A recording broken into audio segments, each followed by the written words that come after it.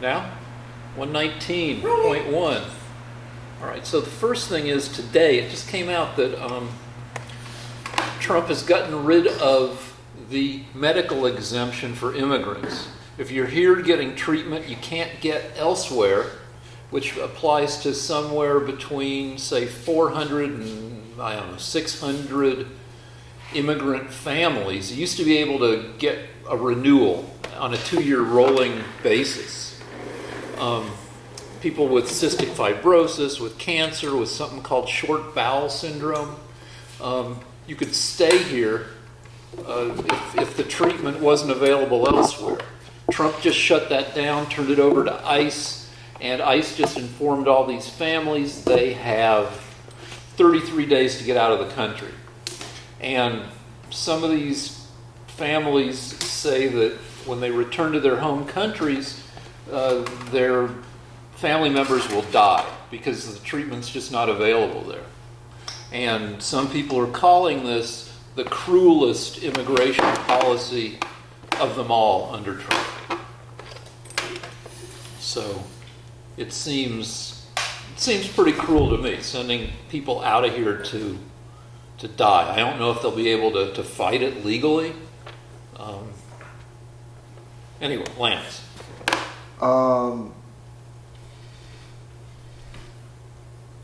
My impression is that most of these immigration issues are situations where people are making excuses to stay here.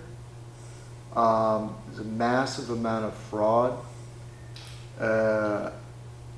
Just to give several examples. Now, let me say, I haven't read anything about this. This happened while I don't know anything about Trump's response. I only know what Rick just told me. So my attitude is that we had a situation where people were bringing up children with them, and a lot of these kids were being brought in by pedophiles, being brought in by gang members in order to somehow attract the sympathy of the immigration authorities. And so what happened was the Obama administration started separating the kids from the parents because they found that we're not really talking about kids, the issue of people with actual illnesses. You're interrupting me. So the Obama administration started to separate the kids from the parents because they found that a lot of these adults weren't their parents. And so because of that, the Trump administration continued, but the Democrat media decided that Trump was a monster for separating kids. And now, if you happen to be a pedophile, or if you can just find a kid and rent the kid somehow, or force it to come with you, you can make it into the country, and the U.S. government can't separate you or deport so you. You're not really talking about the frickin' issue, which is people with actual illnesses, cystic fibrosis, a chronic disease that often kills people, especially untreated, before the age of 40. Yeah. And it's not all kids. Okay, so anyway, the second thing that so now what's happened is there are thousands of families with children, or children that are with God knows who. They're even thinking about giving DNA tests now to try to figure out if these kids are really with these adults. And if you interrupt me again, we're just not going to do this show, Rick. So the second thing that I found is that probably 9 out of 10, probably 98 out of 100 of these asylum seekers don't actually need asylum. They're just making that up in order to get into the country again. And so the Democrats have got this law going where they won't let Trump out of it. where if somebody just is coached by a lawyer that they're here seeking asylum, then they get to stay in the country. And there's no way out. There's, the Republicans keep trying to pass bills saying, look, these people are not really seeking asylum, but the Democrats won't let up. A third thing that was done during the Obama administration was that Obama figured out a way of importing thousands of people from Somalia. And what they did was they placed them in Minnesota. See, Minnesota used to be a neutral state, not Democrat, not Republican. But the Obama administration managed to find Somalians that they could move en masse by the thousand into Minnesota and then place into small congressional districts. And that's how we got Ilhan Omar, who wants to destroy Israel. So when you come in here and you tell me, there's another group that can't be removed. There's another group of immigrants. And you know what? It's because they're ill and Trump's going to kill them if they get deported. Well, frankly, I find it hard to believe. And during the break, I will look up as much as I can about it, that we're sending people to their deaths. It's always a wild exaggeration by the Democrats because they need every vote they can get. But secondly, you just did three things and now you're adding a fourth and calling it a second. Okay, my second response to your medical illness problem is that there are other countries in the world. The cow must die. Eventually, the United States has to start saying, look, if you're really medical refugees, why don't you go to some of those countries with those incredible medical systems like Sweden or Denmark, who created their medical system because we defended them with our army, and they didn't need to have an army. So why not send some of these people that are deathly ill, that are going to die unquestionably because of Trump? Why don't they go to Europe? Why don't they go to those marvelous socialist countries? So they're already here. They're getting medical treatment that probably isn't available in Sweden, because we have now. If you can afford it or if you can get at it, we have some of the best treatment in the world for some of these tough diseases. So, but you talked about everything but these people for the most part. Yeah, because I think it's another scam. When we take a break, I think it's another scam. Really, because these are people who've been here, they get renewed on a 2-year basis, they take in their medical dossiers, they're this frickin' thick or this thick, and with actual diseases like cancer, like cystic fibrosis are the ones that I saw. I read They don't have cancer treatment anywhere but the United States? They're getting treated for, they're getting treated for it here. And I would think that it's probably pretty good treatment. We probably have among the best cancer, What happens to our people that have cancer? I guess they're second best because they don't vote Democrat every time. They can get the same treatment. It's thank you. So you're okay with kicking these people out because you think they're bullshit. I would say this, Rick. Knowing the news that you listen to. Look, I read 6 articles. Hold on, because I looked through the articles looking for a conservative source writing on this, and it's new enough that I can't find the conservative angle on it. I concertedly... Okay, I'll give you the conservative angle without even looking it up, and we can move on to the next subject. I would bet my life that this is just another Democrat scare tactic. I would bet that 90% of these people with these, quote, medical reasons that they can't be sent out of the country are probably minor things. Maybe 1 out of 100 is actually facing certain death if we move them out. But I just frankly think it's another Democrat scam to keep more immigrants here so they can vote Democrat. I mean, we're That's only, the, we're that's only my talking response. about. I don't need to read anything. Okay, that's good. Don't educate your fucking self. We're only talking about 300 to 400 to 600 families, so I don't think they're going to affect that many frickin' elections. What's the next topic? And wait, and there's more. And by the way, the Democrats have fought like demons to make sure that all the criminals in the United States that were illegal aliens couldn't be deported either. And there were very good reasons there. I bet some of them had cystic fibrosis. So I'm just not interested. We need to get people out of here that shouldn't be here. I'm sick of the excuses. I'm sick of the Democrat lies and exaggerations so that they can win the next election. I've had it. What's the next topic?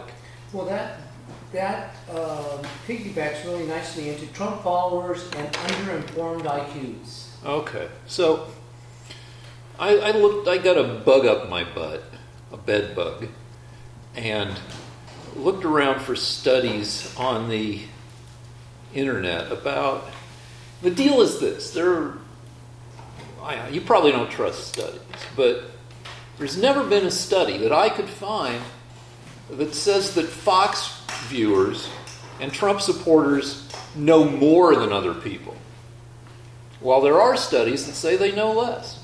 No, I've found some that say the reverse. That actually the Democrats have higher degrees of education, but that the Republicans answer better questions of general knowledge. All right, so next thing. Okay.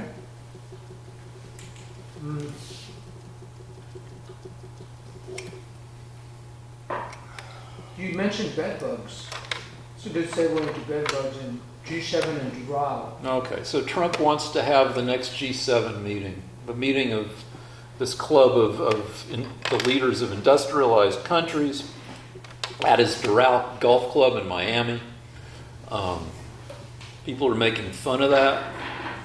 Wait, so he wants to have it in his club in Miami. Yes, his golf resort. Okay. All right, so people are making fun of that. And some people are saying emoluments clause. Everybody is saying the things you'd expect people to say. Liberals are like, this is more, corruption, and conservatives are like, well, it seems like a good idea. He's got the club, it's available. Trump tweeted that he does not have bed bugs, and then liberals tweeted a picture from 2017 of a guy who sued the crap out of Doral Golf Club because he got all bitten up by bed bugs there. So we can talk about it, or we can go on to the next. I actually think it's adorable.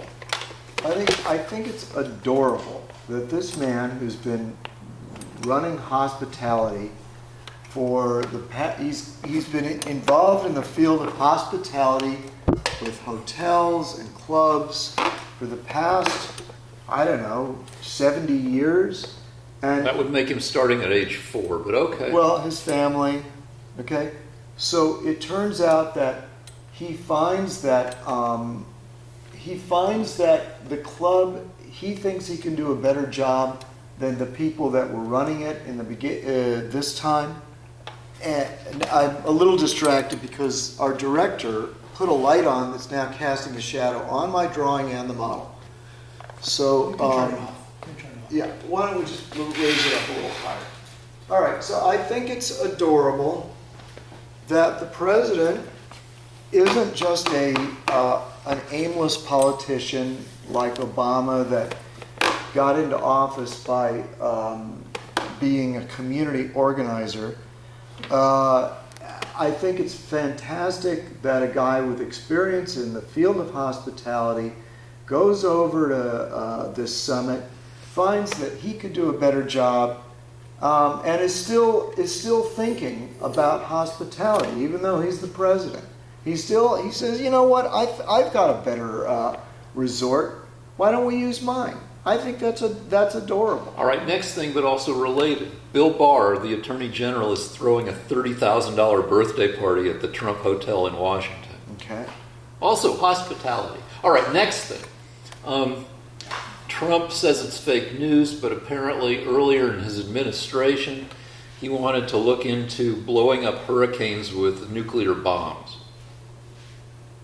I think it was reported in Washington Post or one of the places you don't think is. Anyway, we can talk about how that wouldn't work. Actually, I'm not interested in it because I don't believe crap that comes out of the Washington Post. For the past 2.5 years, they've convinced you that Trump is a Russian spy. Oh, okay. So I'm really not interested. All right, that brings in their us to our opinion. next topic, which is for the last 2.5 years. Yes. I've been saying wait and see with regard to Trump's embroilment with Deutsche Bank and Russian oligarchs. Oh, yeah. According to MSNBC, a source you don't trust. Today it just came out, and I know it's a source you don't trust, so we can't talk about it as if it's actual truth at this point. But let's say, for the sake of argument, that there's a chance that it is. The House has subpoenaed financial records regarding Trump from Deutsche Bank, and Deutsche Bank has admitted that they have his tax returns, and they also say that they have loan apps from Trump, because the deal is that Deutsche Bank for quite a while was the only bank who would loan to Trump because he had a history of defaulting on loans, and that these loan apps, Trump asking for money, were co-signed by Russian oligarchs. So if all that comes out, all my wait and see... Wait. I missed that. I had to adjust the light. Say Okay. it again. This will give you a chance to flesh out your lies, or the lies that MSNBC gave you. Go ahead. If what MSNBC is saying is true, then there are loan applications to Deutsche Bank that are by Trump that are co-signed by Russian oligarchs, which would be crazy, but it could be a thing. And I don't know, if we probably can't talk about it. We could move on to the next thing because you just don't believe it. Well, what am I supposed to say? Do they have this now? I mean, can we see them on the internet? No, we do have documents from Deutsche Bank saying that Deutsche Bank has Trump's tax returns, I guess, which he had to submit to apply for loans. That's fine. So I don't care if Deutsche Bank has Trump's tax returns. Where is the does Deutsche Bank say that the Russian spies signed the loans, co-signed them? MSNBC is saying Russian oligarchs, but wait, just a cotton-picking minute, Brett. So you don't think Russian oligarchs are? So wait a minute. Wait. Deutsche Bank says that they No, have, MSNBC says that Deutsche Bank. MSNBC says that Deutsche Bank has a copy of his tax return. Now, where did it come out that Russian oligarchs co-signed his loans? Where is that? In these documents that apparently the House has subpoenaed from Deutsche Bank, Okay. which does a lot of business with... I need to see that. I want to see that right now. All right, we're going to break. Okay. And as we break, let's go to the drawing, which is 1902. Let me just make it easy for Lance. No substantiated sources at this point. All right, no actual documents, but reason to wait and see, which is what I usually say. Right, and we'll also wait and see if Rick beats his wife. So, I actually have a little factoid with sources, and that says that it turns out That's a standard cliched question, like a gotcha question. You know, there's no good answer where you ask somebody, when did you stop beating your wife? It's like every answer makes you seem guilty. Okay. And so Lance is saying, my mentioning these accusations is the equivalent of a bullshit gotcha question. So there's more actually. It turns out that, you know, if I didn't vote for Trump, I'd have to vote for Hillary Clinton. If you could roll over this. Yeah, way a sorry. little bit. And that way, there you What go. about Jill Stein? Well, the thing is, though, is that you've been telling me, you've been professing the innocence of Hillary Clinton now for quite some time. And it turns out that they now, it's coming out over and over again. Can you raise your chair a little bit? That every single email that she sent out as Secretary of State over her server, and that's, I believe, most of them or all of them, was going directly to the Chinese, going directly to the Communist Chinese. Because the person that set up her server has revealed that. He said that he gave a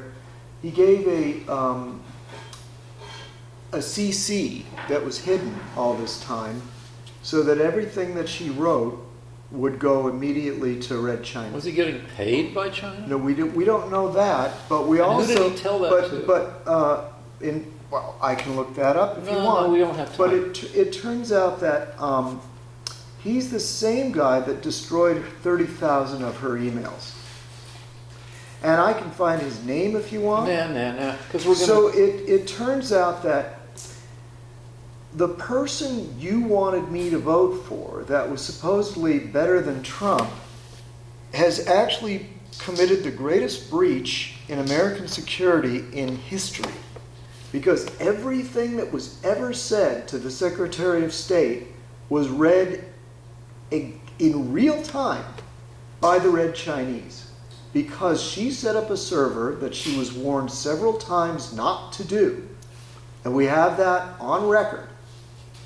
And she ignored it. All right, so to move on, because we're moving fast, if we take another break, then we can look it up and see if there's any non-conservative source that has this. But anyway, what's the next thing? This is congressional. This is it. Okay, this all is, right. This is testimony. All right, so Do you have any report to carry on with this in terms of Bruce Orr and his wife? Anything you want to talk about, Lance, in terms of the status of the dossier? Well, oh God. no, we're not doing fucking dossier. Fuck that. We do dossier way too much.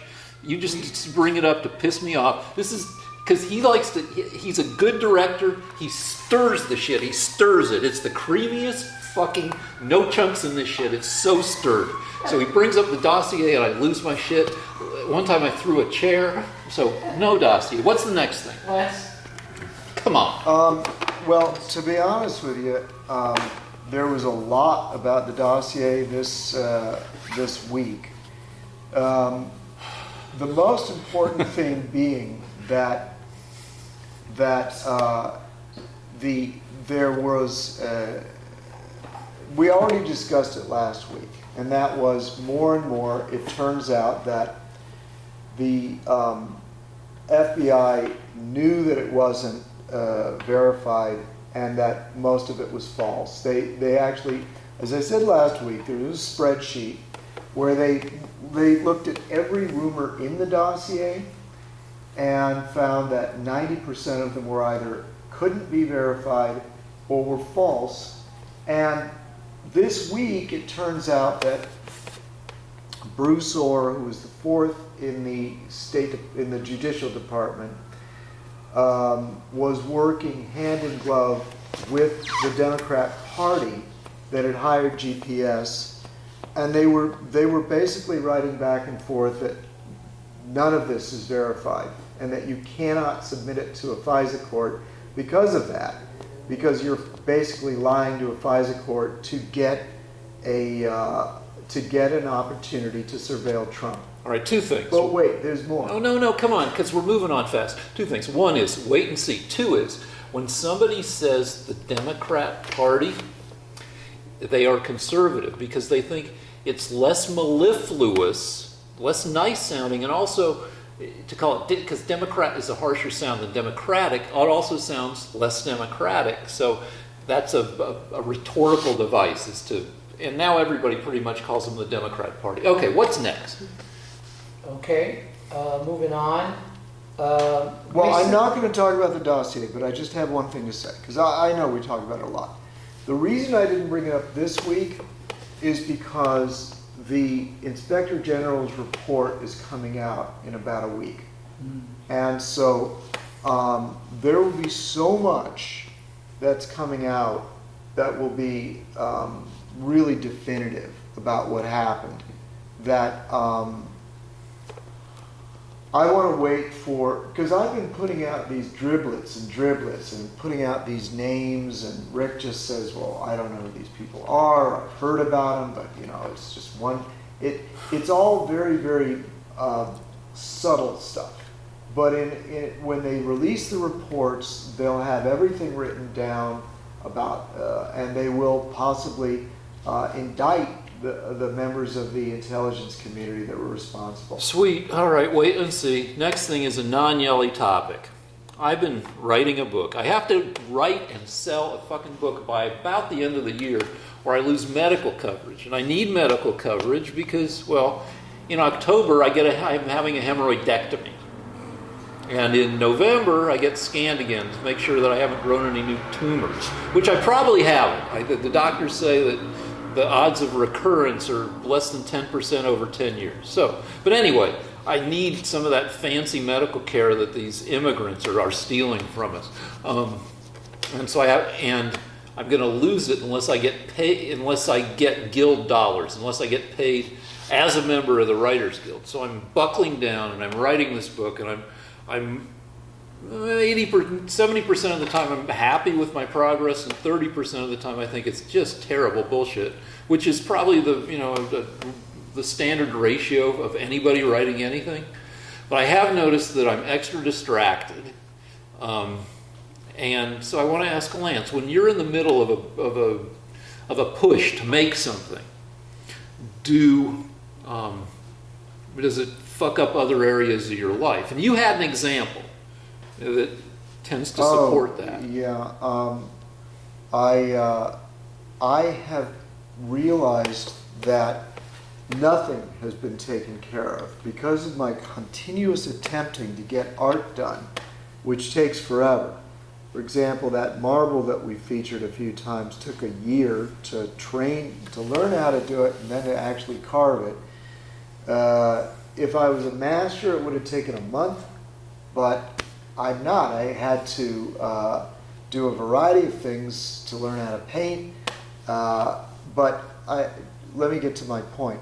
In order to do all the paintings and sculptures in here, I apparently did not clean my bathroom in 25 years. Ew. And yeah, I mean, I thought it was clean, but I recently got into a relationship with a person, and that person would not use the bathroom. It pretty much came down to either the bathroom got cleaned up or the relationship was over. And that kind of confirms a lot of stereotypes about women. You know, I would be called bigoted if I said these things, but I have to say, I was able to live 25 years with a dirty bathroom. The woman I was with, basically, I knew that I could see curtains. I could see shower curtains, and I could see curtains, meaning the end of the play of the relationship. So she went in, she made my life miserable, bossed me around. I felt violated in so many ways. I felt abused, and now the bathroom looks like something from the Trump Tower without the gold. So I you know, you hate them, you have to hate women, but in the end, it's, you know, you got to thank them for what they do. They end up civilizing us. That's what they do. Because if it was just men on the planet, we'd have incredible works of art. We'd have spacecraft, but we live in filth. We'd all smell bad. There'd be garbage everywhere because men are not nest builders. So this is actually some wisdom that I like to share with our millions of listeners.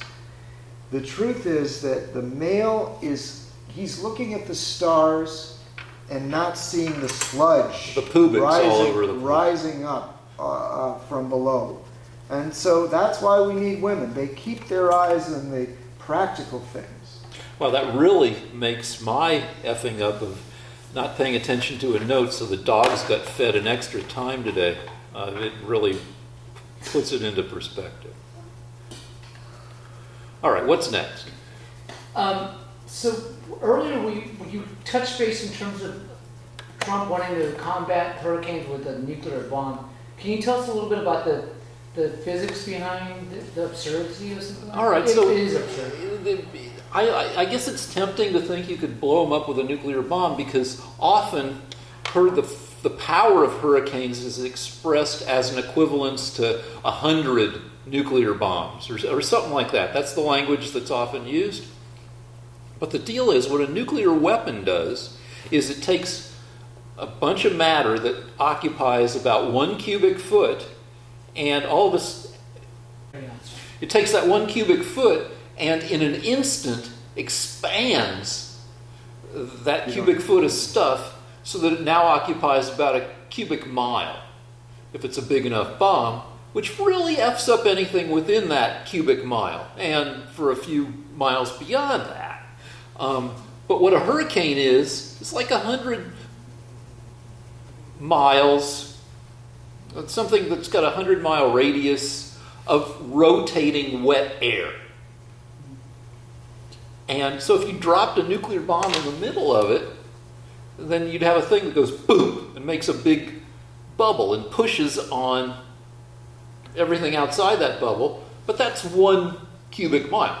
Outside the bubble, you've got 100 miles radius of rotating wet air. So it gets pushed out a little bit, but you haven't stopped it from rotating, so you haven't done anything. And it turns out that Trump was in talks, before he was ever the real president, he was in talks to portray the president in Sharknado 3. And for some reason that didn't happen. But the deal is that I think if you dropped a nuclear weapon on a Sharknado, that would stop it.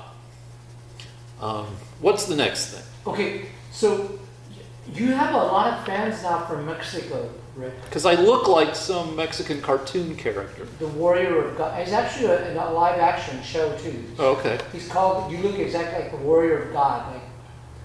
And can you just give us your view on God? Your view on God and yeah, your sure. view on, yeah, exactly. All right, the deal is, I believe in a kind of God, though I don't believe in the Jesus-y God. Okay, I'm going to interpret for a Mexican artist. Él cree en un Dios, pero no en Jesús. Go on. Though I will say, I look at auctions for micro-mosaics online, and they have a crucifix that's made out of micro-mosaic selling out of Canada, and it's got one of the best crucified Jesuses I've ever seen. He's sharp. He's jaunty. He's a great, and I'm Jewish, so we tend not to have crucifixes around the house, though we have recently added a Christmas tree to our holiday celebrations. Okay, está comentando el guerrero de Dios americano. I'm saying you're the Warrior of God, the Jewish version. Okay. Es judío, okay, este guerrero es judío, pero le gusta demasiado las cruces. Ha encontrado cruces de cemento, está trabajando en ellos, okay. Y más bien dicho, tiene un árbol de Navidad en su casa. Es judío, pero tiene árbol de Navidad. Go on. All right, so I may be buying a crucifix. So, a lo mejor va a comprar el crucifijo. But probably not, because I noticed there's a really neat micro-mosaic beaded purse that will probably delight my wife, mi esposa, more than a crucifix. Probablemente siempre no va a comprar el crucifijo porque hay otra cosa que quiere comprar que le va a gustar mucho más a su esposa. All right, but what I think about God is, I think there are 10 to the 22nd stars. That's like a million, billion, billion stars in the universe. Just a heckload of stars. And most of those stars have planets, which means if only one star in a million has an Earth-like planet around it, that's still 10 to the 16th. That's 10 million billion stars with Earth-like planets in the universe. And so it's likely that intelligent life has emerged on some of these planets. Because intelligent life has emerged on this planet more than once. You have animals that are dumb, like mollusks. And then some of them evolve into smart things, like octopuses which are the geniuses of the sea, evolved from mollusks. They got smart independent. They didn't get their brains from bears or dolphins, or they evolved brains themselves. So it's likely that on a bunch of these planets, you have intelligent beings. And it's likely that some of these intelligent species have been around for millions of years and have made astonishing civilizations because they're 100 times older than we are. And they would have, to us, looking at them, if we ever met them, they would have godlike capabilities. And so I believe in that. That's one kind of God, I believe.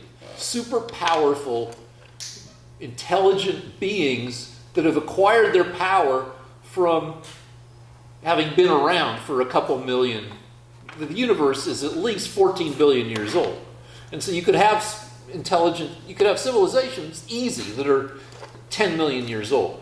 And compared to us who are 10,000 years old. So they would have amazing capabilities.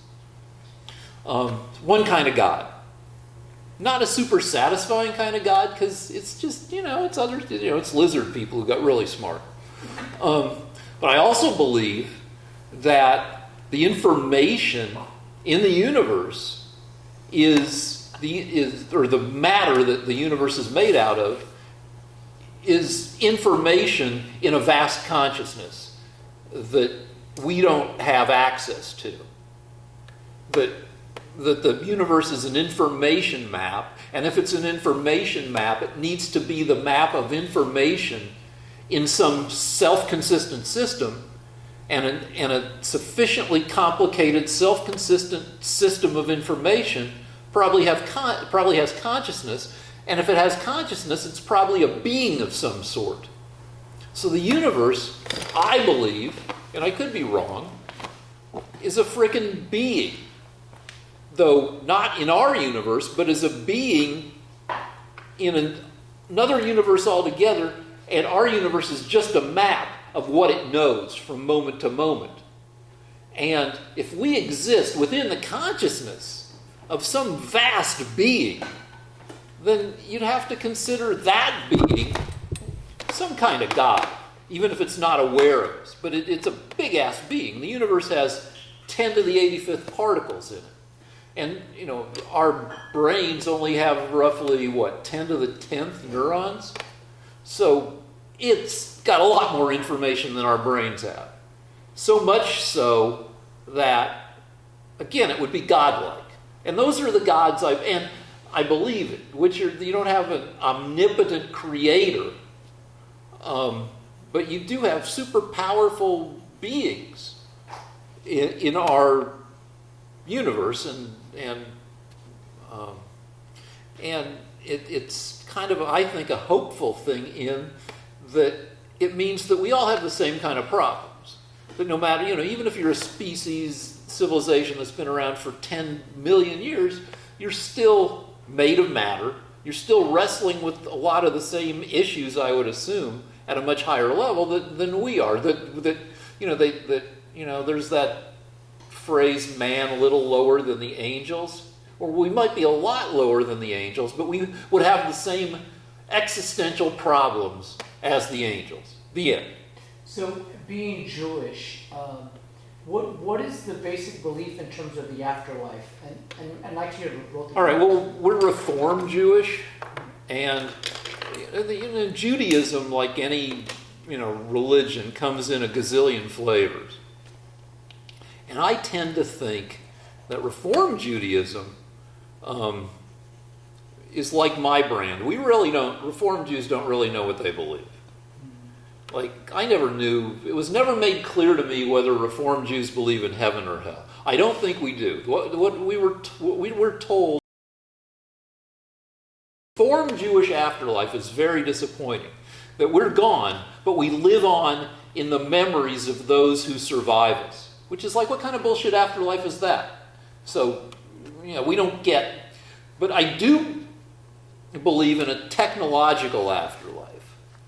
I think that over time, humans, via technology, appropriate some of the things that used to be given over to God, like medicine.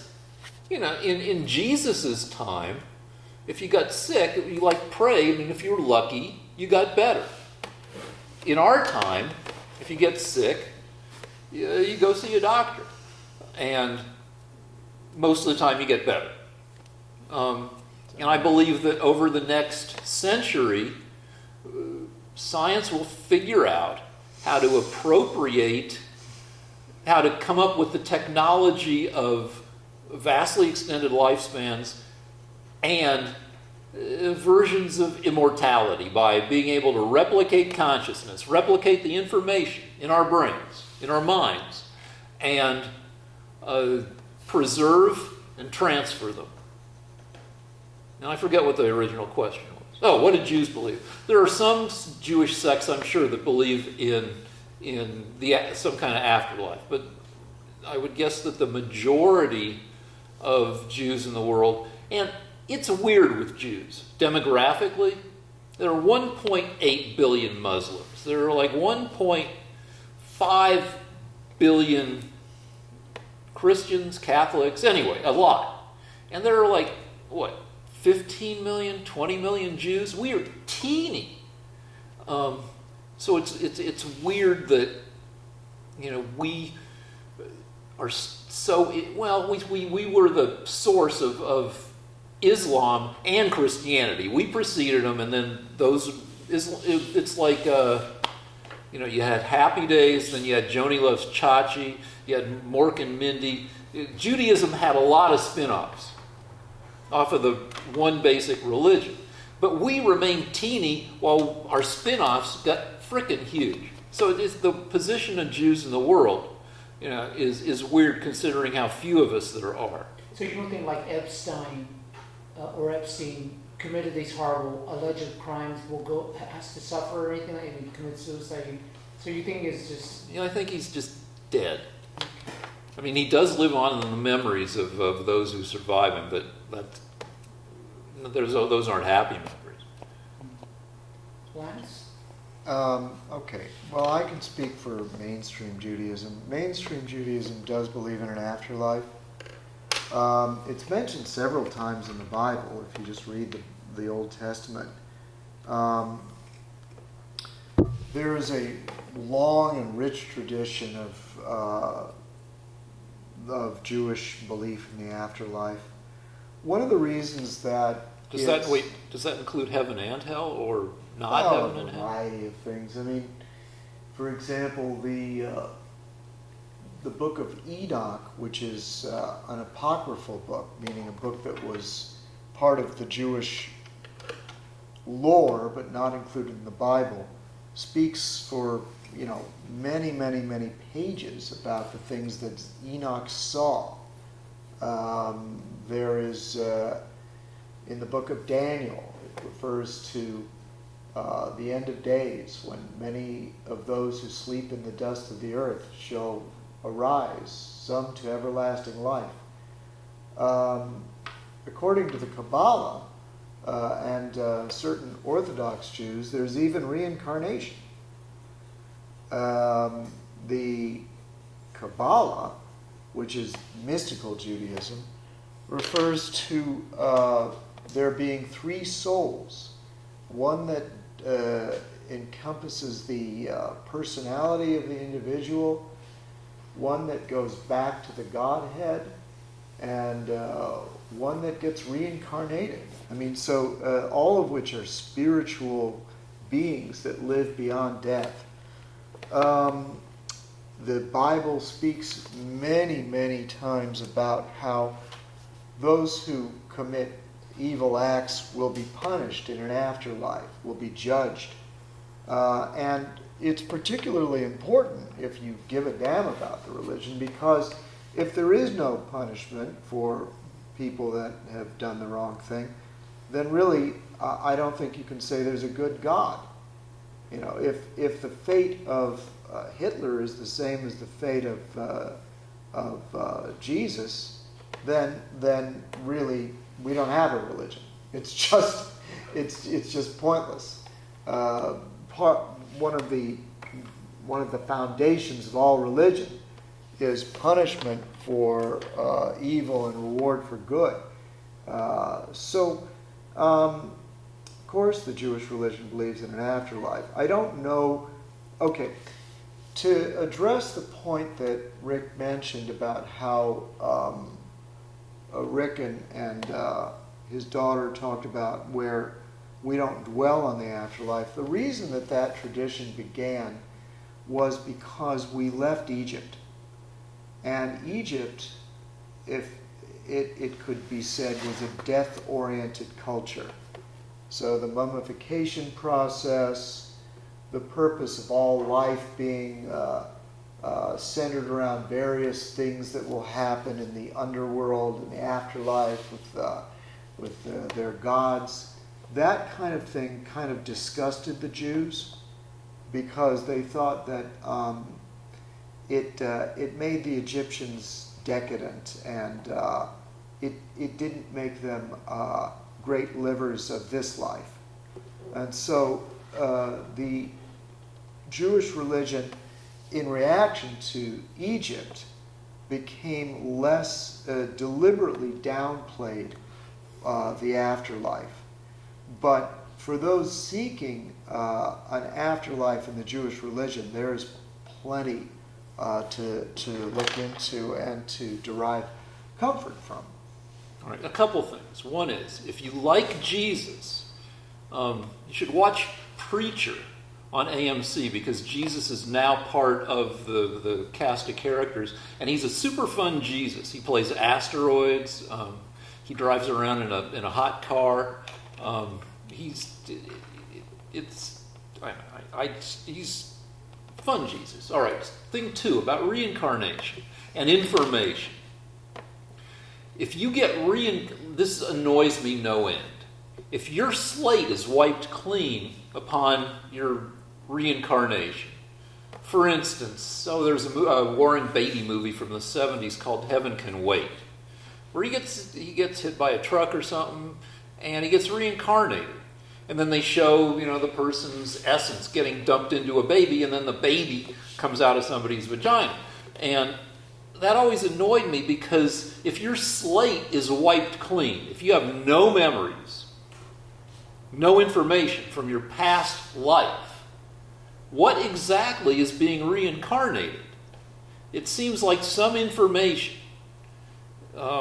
even if it's your attitudes about, maybe some basic optimism or something has to break the wall between one life and another. Some information has to be communicated for there to be reincarnation that isn't bullshit. Unless you believe in some magical essence that's not information based. But come on, information. All right, what's next? I have a response to that. Okay. So one of the tenets of reincarnation is that you come back, but do you need a break? Mm-mm. But you come back as a child. So obviously you don't remember Swahili. You don't remember the last language you spoke, or who your parents were, or what it was like in the time of Charlemagne. But what you do bring back is an aptitude for a certain kind of wisdom.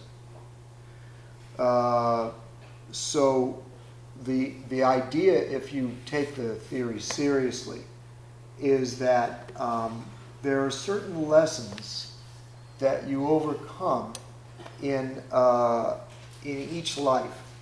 And so, for example, supposing in one life you were a great person, but you committed adultery a lot. Well, then your next life, you wouldn't have to learn about a lot of things because you were a great person, but you'd have to learn how to live without adultery. So I get that. So the idea is that there's new information because life is constantly presenting you with new challenges. But all right, so why are we all assholes now? Because we've been getting reincarnated for thousands, maybe tens of thousands of years. We each lived 100 times before. Where are all those lessons? Why are we still like texting? Is texting and driving just a thing we didn't have to deal with in our past lives, so we're all assholes about it? Well, there are two issues if you believe the Buddhists. The Buddhists say that you continue to be reincarnated until your soul is so wise that you become enlightened like the Buddha, and you are able to leave the cycle of birth and death. So we're leaking all the good people? You're interrupting. But I'm saying, but we lose all the good people. Okay. That's sucky too. All right. All right. But So fine. I'll pause and then you can respond. All right. okay? Go ahead. So we're not losing all the good people. We're losing people that are so enlightened that they're only one out of every, 100,000 people. The rest, there's a significant portion of people that are good but not enlightened. Now, when it comes to the other issue, what about somebody that's just a monster? What about, what did they learn in their past lives?